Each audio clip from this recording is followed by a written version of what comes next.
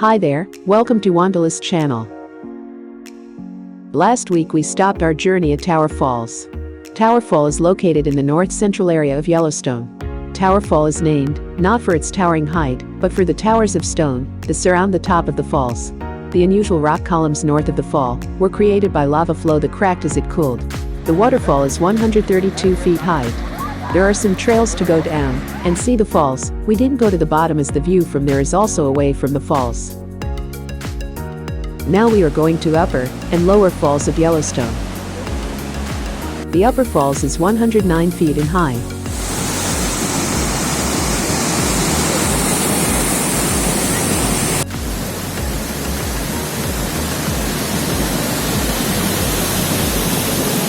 We can see the falls from the upper falls viewpoint, or take a quick hike to brink of the falls point to get a closer view.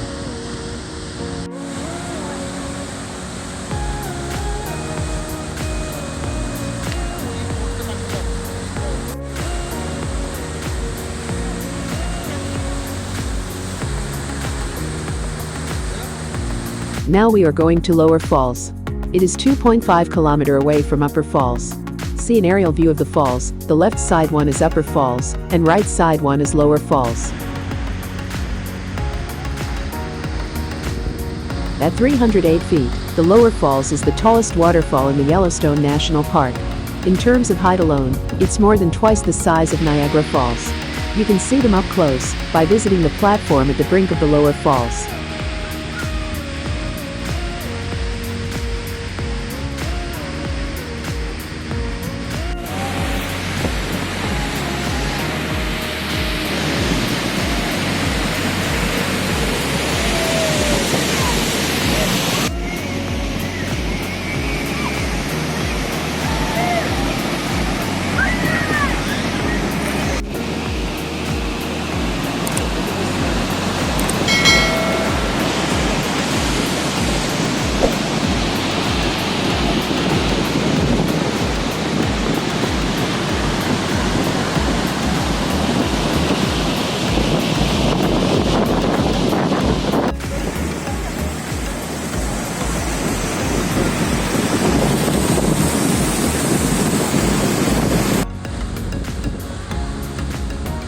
Other spots to catch a glimpse of the falls include Red Rock Point, Artist Point, brink of the Lower Falls Trail, Uncle Tom's Trail, Inspiration Point, North Rim Trail, and at various points along the South Rim Trail.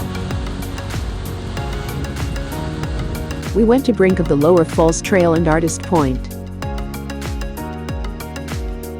Emerging from Yellowstone Lake, the Yellowstone River flows through the beautiful Hayden Valley before it forms two spectacular waterfalls as it plunges into the Grand Canyon of the Yellowstone, a steep 20-mile-long gorge that resembles Arizona's Grand Canyon. The view of Lower Falls from the Artist Point was amazing. The falls with a canyon background will remind you of a wall painting. The name came because of the paintings by an artist in 1872.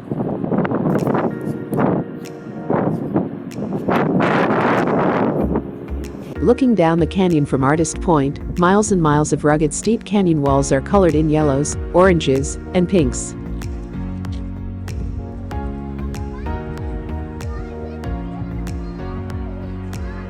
Notice how the walls of the gorge shimmer in reddish and yellow tones due to chemical reactions in the rock's rhyolite.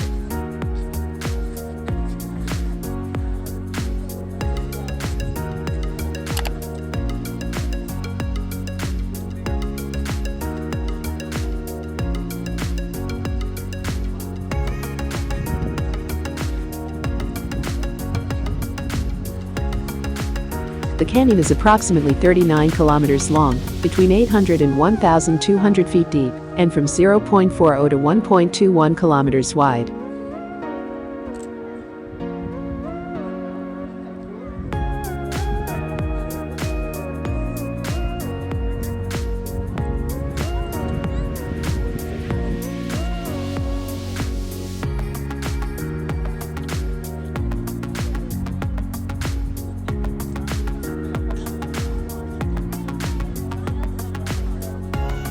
Now we are going to the Old Faithful. On the way we can see the Yellowstone River, which is flowing from Yellowstone Lake.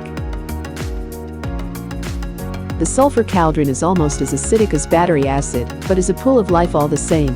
Bacteria live within the ultra-hot waters, creating many colors in the water. Then we visited the West Thumb Geyser Basin. Now the time is almost 7:30 in the evening, so we continued our journey after a quick visit. On the way we had a good view of the Yellowstone Lake. It is the second largest lake we've seen in our trip. Largest was Great Salt Lake. Geyser Lake is believed to be one of the few natural lakes in the world which drain to two different oceans. The east side of the lake drains by way of the Lewis River to the Pacific Ocean, and the west side of the lake drains by way of the Firehole River to the Gulf of Mexico.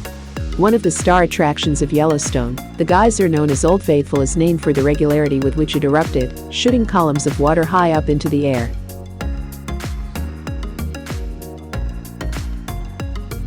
Today, witnessing this incredible sight is one of the most popular things to do in Yellowstone, though eruption intervals are not quite as regular as in the past.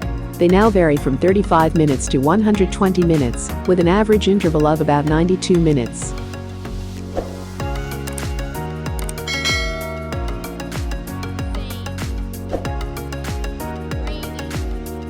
We will get info on the next estimated eruption time from the Information Center.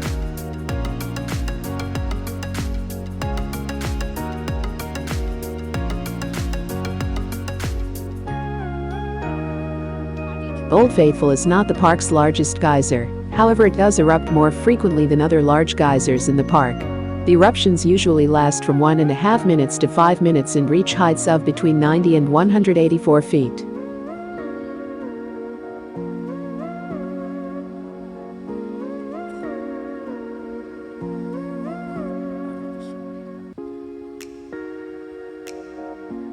Since we are waiting here to see the eruptions, I will tell more about our Yellowstone journey. We have completed this journey in one day, but if you have time you have to spend 2 or 3 days and experience all the stops in the national park. We have covered all the major points except few hikes trekking. Also we missed few places like Grand Prismatic Spring, Firehole Spring, Gibbon Falls etc., and we missed many small places which are also natural wonders. Out of approximate 1,000 active geysers on Earth, half of them are in Yellowstone National Park.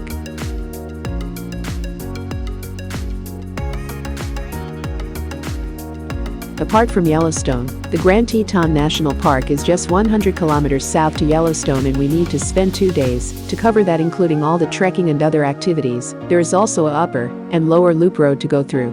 In our journey, we see the Jackson Lake, Teton Mountain Ranges and Snake River. Grand Teton is mainly a scenic drive with trails and trekking. So if you have 7 days you can leisurely spend 3 days in Yellowstone sightseeing, 2 days in Grand Teton and 2 days for travel.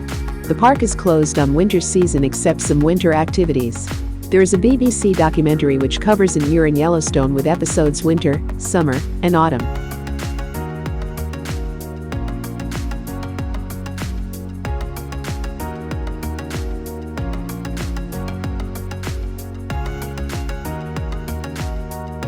I said we many times in this journey, so you may think, who is this we? This Yellowstone journey is done by me, my brother, Arun, and sister-in-law, Riyaku. The Antelope journey is done by me and my brother. Other Salt Lake journeys are done by myself. The California sightseeing is with my 2 cousins Trini and Fevin. The Texas travels are with my brother and family.